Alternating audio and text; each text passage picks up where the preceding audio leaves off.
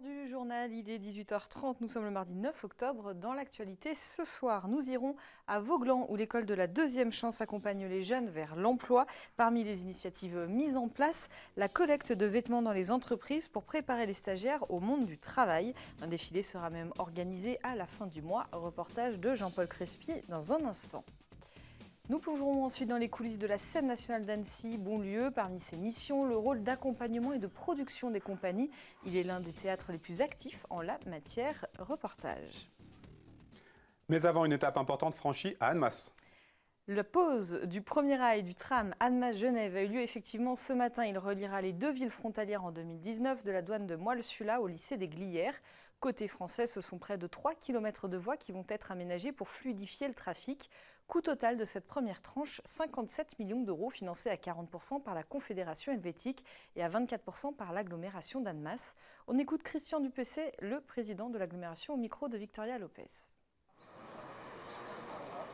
C'est une étape, je dirais, plus qu'importante. C'est quasiment, et on ne l'utilise pas souvent le terme, mais un moment historique. Après avoir soudé les rails du Léman Express il y a moins de 3 semaines, là, on vient de souder les rails du tram. C'est dire que la liaison entre la France et Genève devient une liaison performante. Et nous allons assister à une véritable révolution de la mobilité. C'est ce qui va changer pour l'agglomération d'Annemasse, mais plus largement pour l'agglomération franco-genevoise, quand on pourra se déplacer à la fois en RER, à la fois en tram, à la fois en bus à haut niveau de service, à la fois en mode doux sur la voie verte.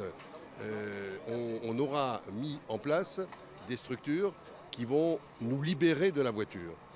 Non pas que la voiture, il faut la faire disparaître, mais on respirera mieux, on ira plus vite. Finalement, c'est la qualité de vie qui va changer. Et comme quand on fait un tram, en plus, on fait de l'urbanisme, c'est aussi la vision de la ville qui change. Donc, vous voyez pourquoi je parle de moment historique. Reportage complet demain dans le journal. Je vous le disais en titre, depuis un mois, l'école de la deuxième chance de Savoie, installée à Vauglan, a mis en place une initiative originale. Elle collecte des vêtements dans des entreprises volontaires. L'objectif, préparer les stagiaires à répondre à l'un des critères nécessaires lors d'un entretien d'embauche, la présentation. Un défilé sera même organisé à Chambéry devant la ministre du Travail le 25 octobre prochain. Reportage de Jean-Paul Crespi. L'idée est originale. En un mois, les jeunes de l'école de la deuxième chance de Vauglan ont collecté auprès de 35 entreprises participant à l'opération les vêtements personnels de leurs salariés. Costumes, tailleurs, chaussures, vestes, chemises, pantalons, cravates et accessoires, des vêtements oubliés dans des penderies et qui doivent demain faciliter leur entretien de recrutement. Une collecte participative et solidaire pour accompagner et favoriser l'accès à l'emploi des jeunes de l'école. On récolte des vêtements pour aider les jeunes à passer des entretiens, parce que tout le monde n'a pas les moyens de s'acheter des vêtements. Et ça nous met un peu à l'aise si on dit qu'on est bien habillé, donc on est présentable. On est tous heureux, tous les stagiaires, d'avoir tous ces vêtements professionnels. Enfin, on va être bien habillé devant les entreprises et voilà, on va passer des entretiens avec, quoi. Très content. Les entreprises ont envie d'être solidaires des jeunes de leur territoire et puis quand elles voient les jeunes qui sont les acteurs eux-mêmes du projet, les jeunes, c'est un peu, ça pourrait être leurs enfants finalement, les copains de leurs enfants. Donc c'est parlant, on donne des vêtements à des gens qu'on rencontre, on sait à quoi ils vont servir. Donc c'est à mon avis une des clés du partenariat avec les entreprises. Réduire le gaspillage, permettre à tous les jeunes de l'école l'accès à des vêtements sans défaut, développer des argumentaires commerciaux pour inciter les entreprises à participer à la collecte. L'opération s'est révélée séduisante pour les entreprises. Toutes ont conscience que l'apparence et l'image de soi, lors d'un rendez-vous d'embauche, sont essentielles. Parce que l'habit fait le man, oui en partie, en tout cas pour se mettre dans cette logique de se réinsérer dans un milieu professionnel, voilà, de s'imaginer, de se projeter. Et finalement, je pense que les jeunes, quand ils endossent les habits en fait, d'un candidat, eh bien, déjà, c'est un premier pas vers se projeter dans leur métier et j'espère leur métier de demain. Ce qui est intéressant, c'est effectivement comment l'objectif a été quelque part construit et habillé, et on va largement au-delà en fait de cette simple collecte de vêtements. Parce qu'il y a vraiment tout le projet avec cette construction de l'argumentaire, ce contact avec les entreprises, et qui est important parce qu'on sait bien que quand on brise la glace et qu'on apprend à se connaître, les relations sont d'autant plus aisées et finalement naturelles. En offrant une seconde vie à leurs vêtements délaissés, les salariés des entreprises participant à la collecte ont offert une aide parfois précieuse aux jeunes de l'école. Et même si l'habit ne fait pas le moine, il y contribue. Un vêtement solidaire pour mieux décrocher un emploi.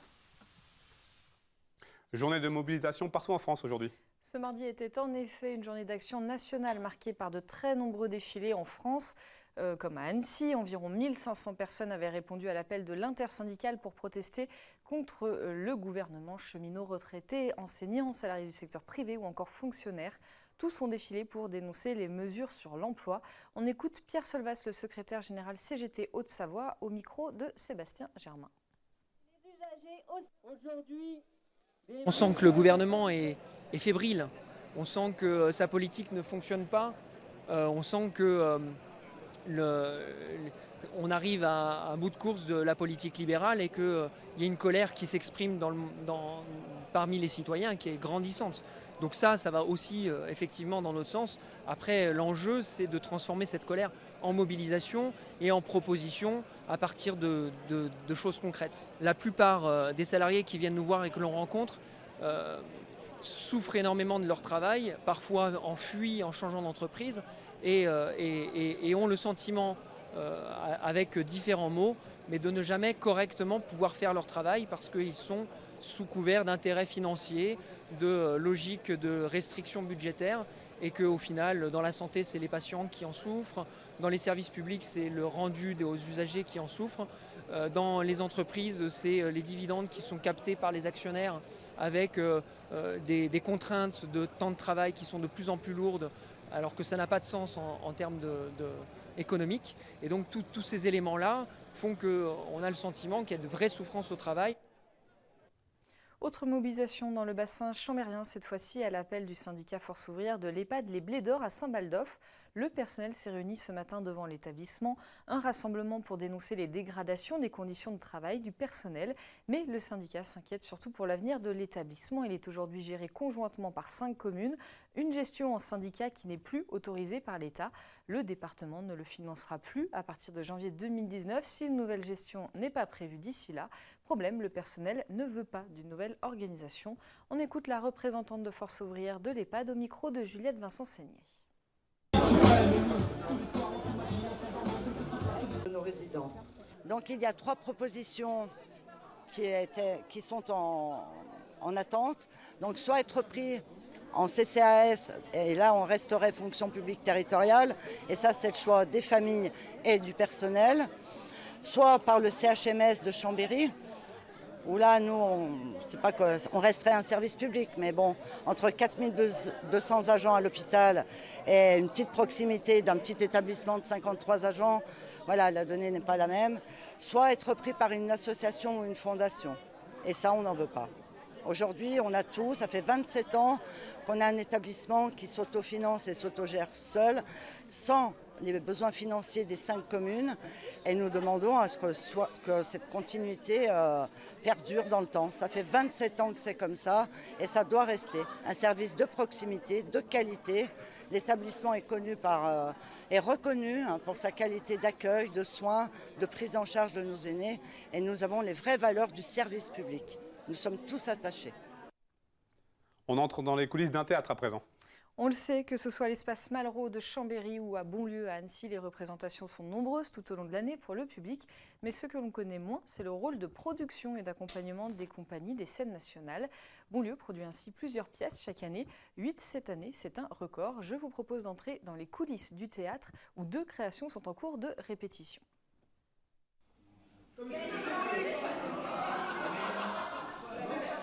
Ils sont de retour. Le drame familial Festen, de nouveau sur la scène qui l'a fait naître. Le collectif MXM revient présenter sa création au public annécien après 1 an de tournée. Plusieurs semaines de répétition ont été nécessaires l'an dernier pour la création. Quelques jours le sont cette année. C'est quelque chose qui, je crois, nous accompagne bien dans le désir que nous avons, nous, collectifs, de travailler sur des gros projets et des projets nombreux, où nous sommes nombreux dedans. En fait, le théâtre, à la base, est un art qui rassemble énormément de personnes. Et puis, petit à petit, on est arrivé dans un art intimiste. Et puis, on revient aujourd'hui, pas mal de metteurs en scène et de compagnies travaillent sur des projets où nous sommes très nombreux. Je pense que ces lieux-là permettent que ça puisse exister, ce genre d'aventure. Et si on n'avait pas eu Bonlieu, je ne suis pas certain qu'on aurait pu aller aussi loin. Cyril Test et le reste du collectif dans la grande salle. L'Annécien Saïef Rémid et ses danseurs dans la petite. La pièce Nakama est aussi de retour à Annecy. Là aussi, une création née à Bonlieu il y a 1 an. Je suis encore tout jeune, je démarre encore.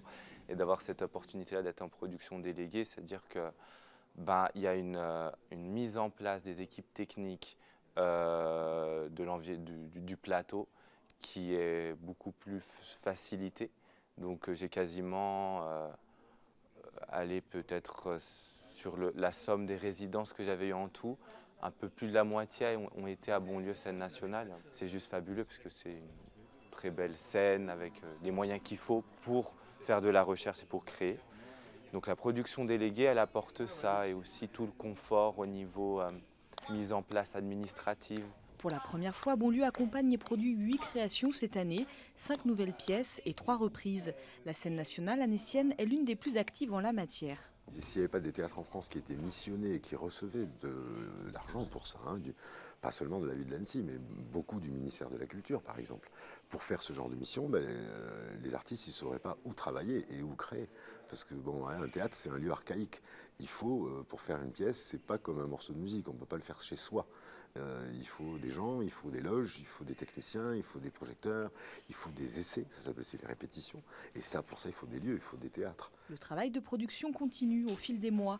Pascal Rambert créera la pièce Sœur à la fin du mois avec Marina Hans et Audrey Bonnet. Cyril Test et le collectif seront de retour l'an prochain pour un classique du théâtre revisité. Et j'ajoute que le public peut découvrir sur les scènes de Bonlieu dès ce soir et jusqu'à vendredi Nakama et Festen. Il reste quelques places pour Nakama. Pour Festen, vous pouvez tenter votre chance à la dernière minute. Quelques places se libèrent souvent au dernier moment. Nous parlons environnement pour terminer ce journal. Le GIEC, le groupement intergouvernemental d'experts pour l'évolution du climat, a publié hier un rapport très alarmiste. Depuis, beaucoup de personnalités se sont mobilisées pour interpeller fermement les décisionnaires de notre planète.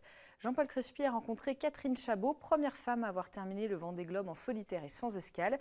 Elle a notamment lancé avec de nombreux navigateurs auprès des Nations Unies un appel pour que les océans soient reconnus comme bien commun de l'humanité.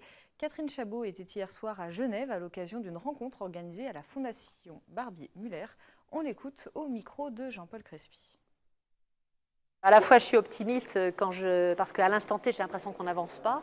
Et quand on regarde dans le rétroviseur, on se rend compte des pas qu'on a faits ces 10 dernières années. Mais on n'est juste pas à la bonne échelle de temps.